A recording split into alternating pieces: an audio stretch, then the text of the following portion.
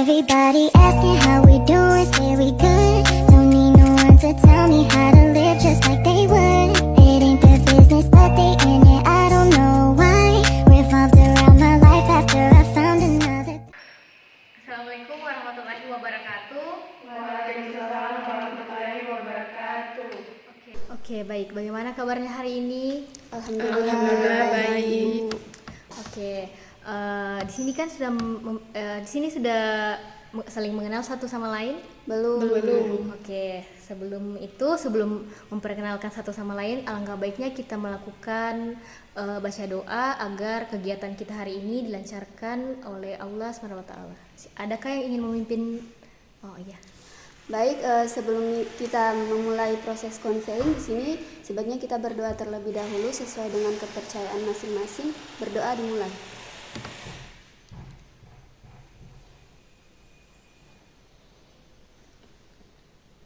Berdoa selesai. Oke, baik, kita lanjut.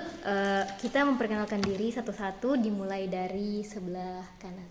Baik, perkenalkan nama saya Cindy Aulia. Next. Ya baik, perkenalkan nama saya Delviana Manopo, biasa dipanggil Delvi. Perkenalkan nama saya Nur Ilma, biasa dipanggil Ilma. Perkenalkan nama saya Sulfia Safitri, biasa dipanggil Pia.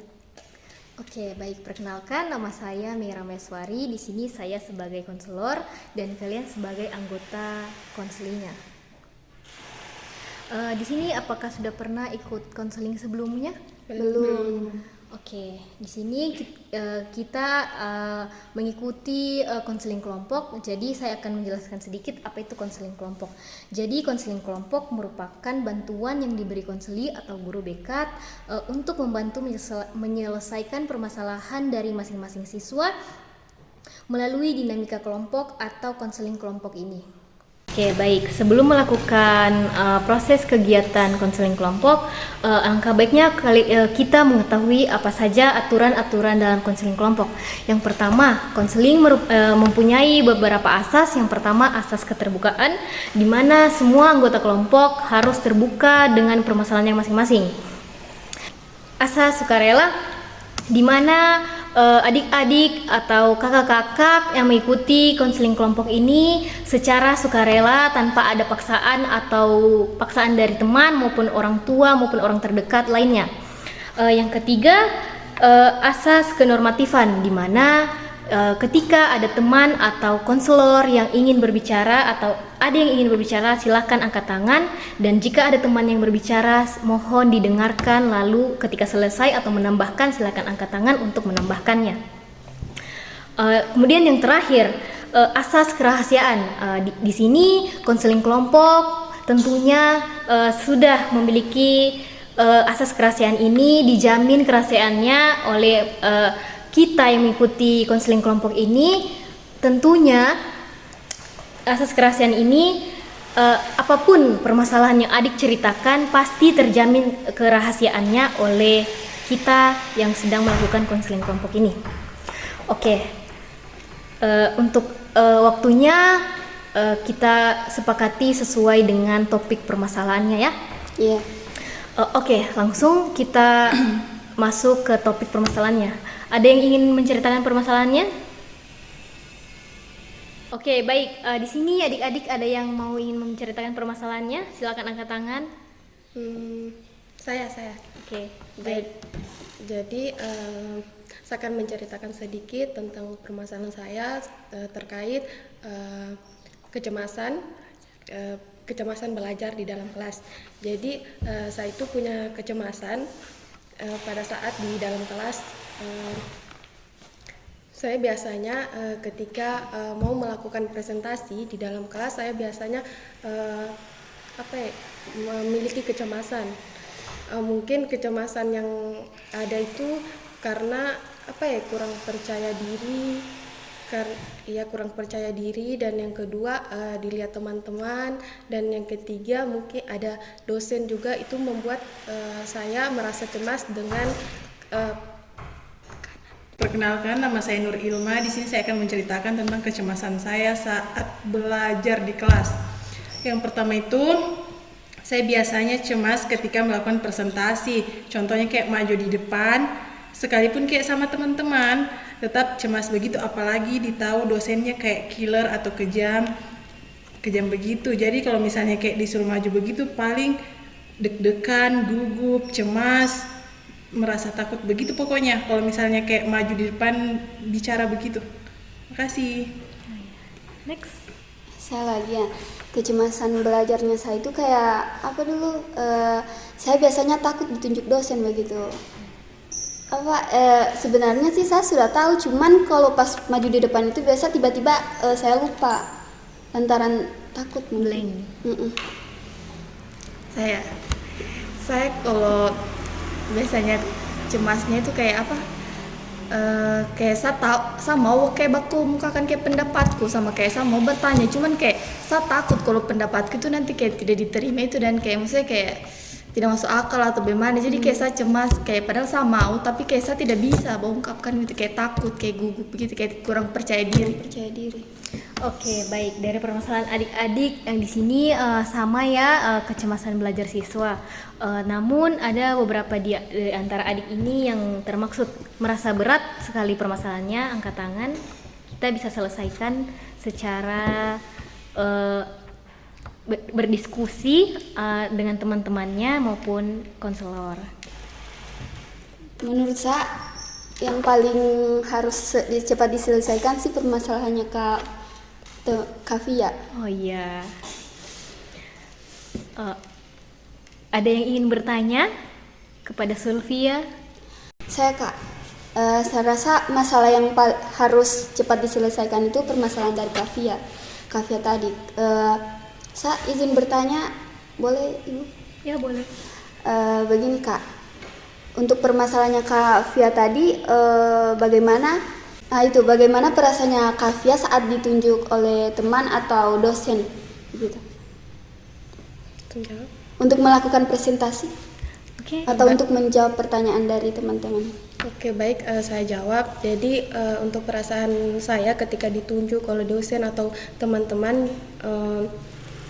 saya merasa sedikit merasa tertekan begitu, dan juga saya merasa takut. Terus apa yang sudah ada di pikiranku itu biasanya hilang gitu ya, langsung ngeblank gitu. Ada lagi yang ingin bertanya? Saya mau bertanya, itu kayak kalau Kak Fia sementara kayak cemas atau kayak takut kayak begitu, bagaimana bagaimana cara batasinya? Gimana kayak cara maksudnya batasi gugupnya itu? Saya jawab. Jadi untuk mengatasi itu biasanya saya ketika presentasi biasa saya meninggikan suara gitu. Jadi suaraku tuh saya kasih tinggi supaya dominan suaraku yang ada di dalam kelas, supaya untuk saat ini saya belum memiliki solusi terhadap masalah saya sendiri. Mungkin dari teman-teman ada solusi yang untuk mengatasi permasalahan saya. Oke, kan Sulfia sudah bilang tadi permasalahannya apa dan dia belum menemukan solusi dari permasalahannya tersebut. Apakah kalian mungkin ada solusi untuk mengatasi kecemasannya dalam belajar? Silakan angkat tangan. Kalau untuk solusi pernah saya coba. Ini untuk diriku sendiri yang pernah saya coba sih, dan hasilnya ya lumayan berhasil. Sebelum kan misalnya besok saya presentasi, nah malamnya itu saya biasa latihan di depan cermin presentasi begitu. Saya coba latihan terus, saya pelajari betul materinya. Terus pas di kampus ya alhamdulillah lumayan lancar begitu, tidak segugup yang kemarin ketika saya mencoba presentasi di depan cermin begitu. Latihannya kayak sebelum presentasi itu latihan dulu di depan cermin. Oke, bagaimana Sulfia? Saya terima. Mungkin dari teman-teman yang lain boleh Atau mungkin memberikan solusi. Mungkin teman-teman yang lain ada yang ingin menambahkan, Sulfia? Mungkin tingkatkan rasa percaya diri. Kayak percaya diri saja dulu, kayak maju ke depan, dan kayak biarpun kayak salah dan kayak salah bicara atau salah bilang apa, kayak yang penting kayak percaya dirinya saja dulu. Oke, ada lagi yang ingin menambahkan? Tidak Oke. ada. Baik, kan tadi teman-temannya sudah menanyakan kenapa, bagaimana caranya Sylvia mengatasi permasalahannya Sylvia. Ibu ingin bertanya, apa solusi, apa usaha Sylvia untuk mengatasi permasalahannya Sylvia sendiri? Usaha apa yang sudah Sylvia usahakan untuk diri sendiri dalam permasalahan tersebut? Sudah. Tentunya sebagai mahasiswa mau tidak mau saya harus maju ke depan ketika ditunjuk oleh dosen atau mau melakukan presentasi, karena itu juga sudah merupakan tanggung jawab. Dan ketika di depan ya saya melawan rasa kecemasan saya sehingga presentasi yang sudah dilakukan selesai dengan baik. Oke, baik. Dari permasalahannya Sylvia tadi, Ibu sedikit memberi saran agar tetap percaya diri di depan kelas saat presentasi maupun public speakingnya. Yang pertama, banyak minum air putih. Yang kedua, harus percaya diri yang lebih tinggi. Anggap teman-temanmu itu memperhatikanmu dan anggap mereka itu hanya angin lalu bagi dirimu. Juga dapat melatih diri sebelum presentasi dimulai, seperti contohnya seperti Delvi tadi, sebelum presentasi kamu bisa berbicara dengan diri sendiri dulu di depan cermin, melatih kepercayaan dirian kamu. Juga bisa dengan konseling seperti kita saat ini, pemberian nasihat kepada orang-orang yang ahli seperti psikolog maupun konselor. Oke, karena sesi konseling kelompok kita hampir selesai, sebelum kita akhiri, Ibu ingin mendengarkan kesan dan pesan kalian sebelum kita akhiri pertemuan kali ini. Dimulai dari sebelah kanan. Baik, saya akan memberi kesan untuk sesi konseling ini. Kayak sesi konseling ini kayak sangat-sangat membantu sedikit untuk kayak mengatasi kecemasan dalam belajar. Terus juga terima kasih sudah memberikan solusi dan saran untuk kita mengatasi kecemasan belajar. Pesannya mungkin lebih percaya diri saja lagi. Oke. Kalau untuk saya pesan dan kesannya, pesan dalam setiap selama mengikuti sesi konseling ini pesannya pesannya itu semoga selama kita mengikuti sesi konseling berikutnya lagi lebih serius begitu, lebih serius. Dan kesannya saya cukup tertarik mengikuti sesi konseling berikutnya, karena ya saya bisa dapat menemukan solusi dari permasalahan-permasalahan yang sedang saya hadapi. Baik, pesan dan kesan selama mengikuti konseling kelompok ini, kesannya itu saya sangat tertarik dengan topik permasalahannya, karena menurut saya topiknya itu semua orang bisa mengalami kecemasan tersebut. Pesannya itu saya berharap konseling berikutnya bisa lebih baik lagi dan lebih serius lagi dalam melaksanakan konseling tersebut. Ya, untuk saya sendiri pesan dan kesannya, yang pertama kesannya di sini saya dapat mendapatkan solusi dari permasalahan yang saya hadapi. Dan yang kedua untuk pesannya mungkin ke depannya ketika melakukan proses konseling kelompok mungkin lebih serius dan supaya bisa menjadi lebih baik lagi gitu. Terima kasih. Oke, terima kasih atas kesan dan pesan yang telah kalian berikan. Sebelum mengakhiri sesi konseling kelompok hari ini kita tutup dengan ice breaking Ya. biar lebih seru.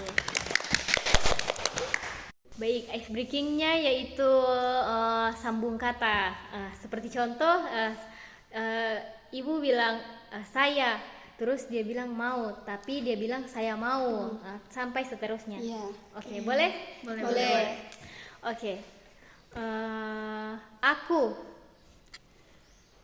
Pergi Aku pergi ke Aku pergi ke sekolah. Aku pergi ke sekolah dengan ibu. Aku pergi ke sekolah dengan ibu membawa Aku pergi ke sekolah dengan ibu membawa tas. apa kok yang dibuka? Aku pergi ke sekolah. Jangan kasih tahu. Aku pergi ke sekolah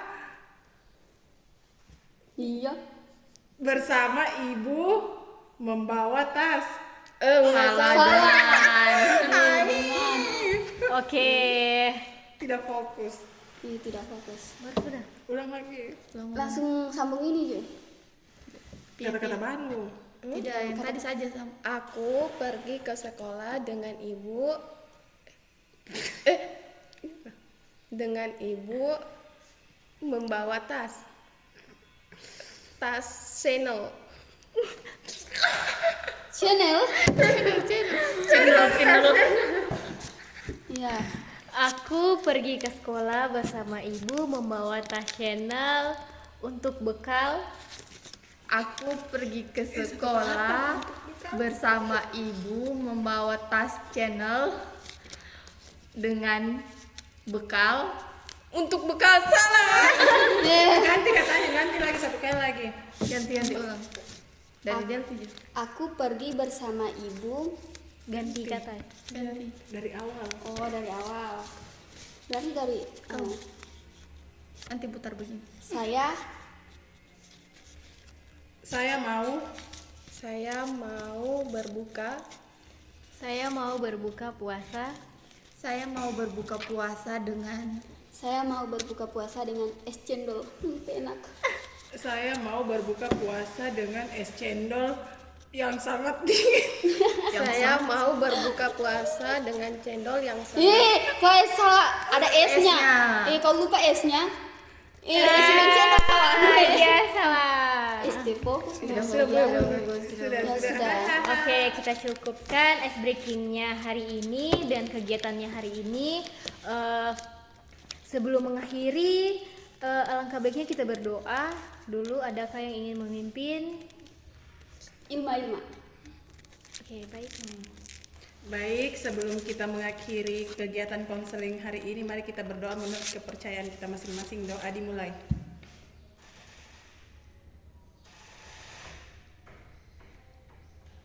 Doa selesai. Baik, karena sesinya sudah berakhir, Ibu akhiri. Semoga pertemuan kita bisa berlanjut di sesi konseling berikutnya. Ibu akhiri. Wassalamualaikum warahmatullahi wabarakatuh. Waalaikumsalam warahmatullahi wabarakatuh. Everybody asking how we doing, say we good. Don't need no one to tell me how to live just